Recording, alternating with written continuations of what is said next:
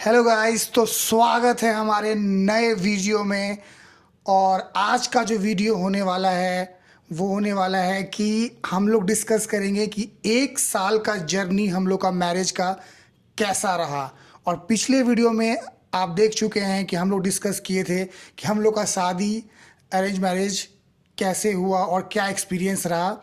तो एक साल कैसा गुजरा है हम लोग का शादी के बाद, वो हम लोग डिस्कस करने वाले हैं।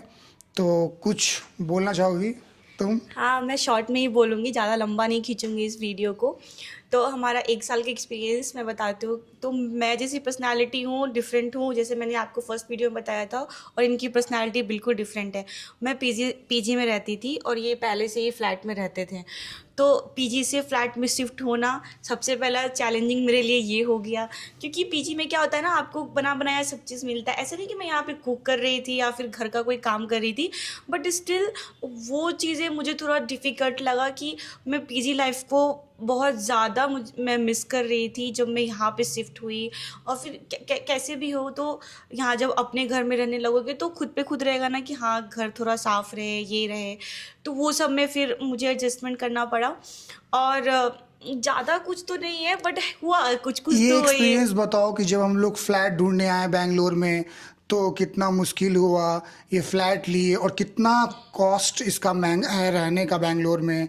डिपॉजिट अमाउंट कितना है अगर कोई नया कपल है जो बट बैंगलोर में सेटल होने वाले हैं 2 BHK में? बट फ्लैट तो आप पहले ही ले लिए थे ना, मुझे कैसे पता होगा? नहीं, फ्लैट तो हम लिए थे। बुकिंग अमाउंट मतलब मेरे लिए भी बहुत टफ था गाइस, कि हम पहले रहते थे 1 BHK में, वो भी उसमें एडवांस कुछ दिए नहीं थे। तो हम मुझे 2 BHK लेना था शादी के बाद, और सारा सामान लेना था, टीवी हो गया, फ्रिज हो गया, हाँ, सारा। सामान इनके पास कुछ भी नहीं था।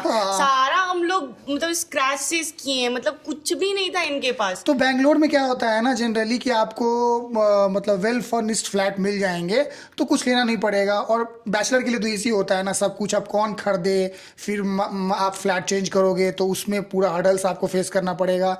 तो ये सब देखते हुए हम वेल फर्निश्ड फ्लैट ले लिए थे। बट जब हम शादी मेरा होने को था 1 महीना पहले, हम क्या किए कि फ्लैट का बुकिंग अमाउंट ये सब बहुत एक्सपेंसिव है, बहुत बैंगलोर में ये सब हुआ। और एक साल का जर्नी जो हम बता रहे हैं आपको, मेरा जो एक्सपीरियंस है उसके बाद ये बताएंगी कि शादी तो हो गया, उसके बाद हम लोग फ्लैट में भी शिफ्ट हो गए ये रूम में। उसके बाद कैसा मतलब, शादी से पहले जब आप इंसान को जानते हो तो 4 घंटा मिलते हो, 5 घंटा मिलते हो, बट साथ में 24 घंटा रहना, उसका हाँ, अच्छाई, उसका क्या नेचर है, क्या मूड स्विंग्स है, ये सारा कुछ जानना। थोड़े बहुत लड़ाई भी होते हैं, फाइनेंशियली क्राइसिस भी थोड़े हैंडल करने पड़ते हैं। तो ये सब चीज़ें, थोड़े नहीं, और सब, बहुत। हाँ बहुत। और सबसे ज़्यादा बात की, दोनों फैमिली को लेके चलना पड़ता है, एग्जैक्ट। और बेसिकली हम लोग तो मैथिली ब्राह्मण हैं, तो हमारा समझो कि एक साल तक ही शादी होते रहता है। मतलब कि अभी शादी करके आए, फिर गए, फिर आए, फिर गए।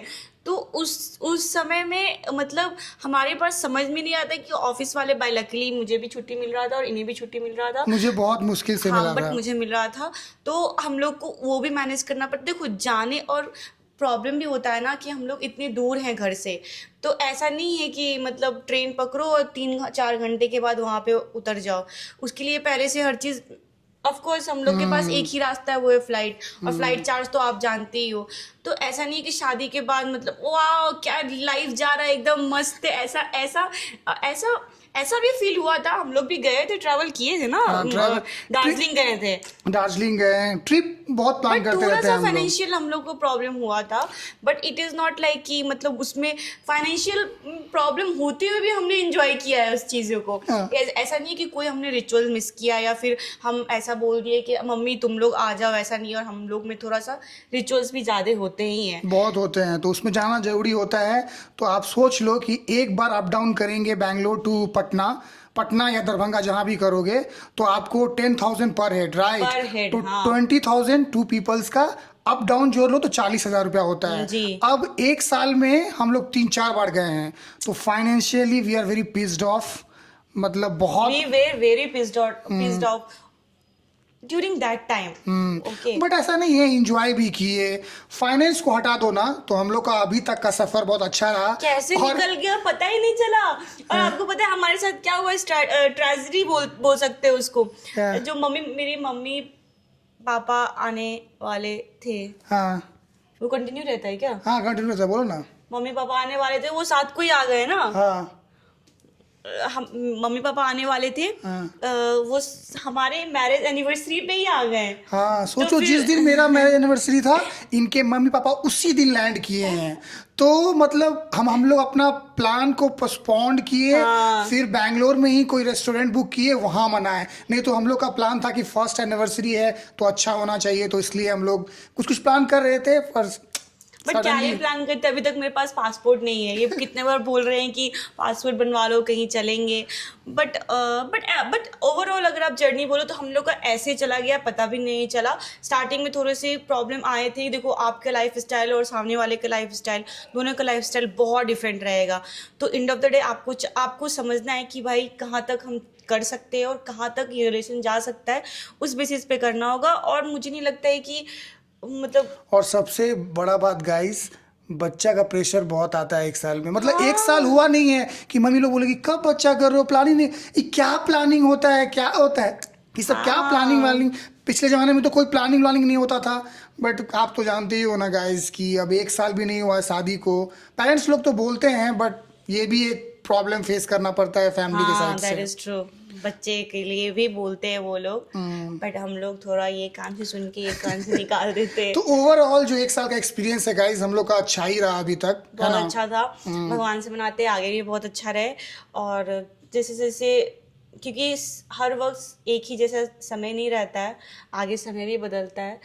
तो बट अभी तक का अगर आप पूछोगे और मेरा एक्सपीरियंस रहेगा, ऊपर नीचे हुआ, बहुत कुछ हुआ, but it went very smoothly. Very smoothly. और आप लोग से रिक्वेस्ट है कि हम लोग डे 30 का चैलेंज लिए हैं। पर डे एक वीडियो डालेंगे, अपना एक्सपीरियंस, मतलब मैरिज का एक्सपीरियंस, प्रोफेशनल एक्सपीरियंस, जैसा कि पिछले वीडियो में आपने देखा था। और आपको कैसा लग रहा है हम दोनों का कन्वर्सेशन, आप लोग जरूर कमेंट करें, लाइक करें, सब्सक्राइब जरूर करें गाइस प्लीज़। और ऐसे ही वीडियो आते रहेगा। और आप लोग थोड़ा दिखाओगे, व्यूज़ बढ़ाओगे, तो हम लोग को और मज़ा आएगा बनाने में। और हम लोग चाहते हैं, सी we are a coder and we are in IT industry, but we love to make videos, so we are doing that। और हम लोग को बहुत मज़ा आ रहा है। फ्यूचर में कुछ हो ना हो, बट हम लोग इस बात से रिग्रेट नहीं करेंगे कि हम लोग ने कुछ किया नहीं।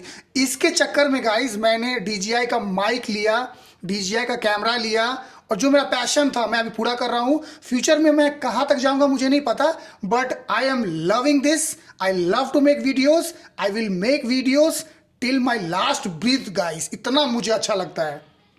तो आप लोग ऐसे ही प्यार बनाए रखो। Bye guys, Har Har Mahadev. हर महादेव, जय Shri Ram, bye. Bye bye.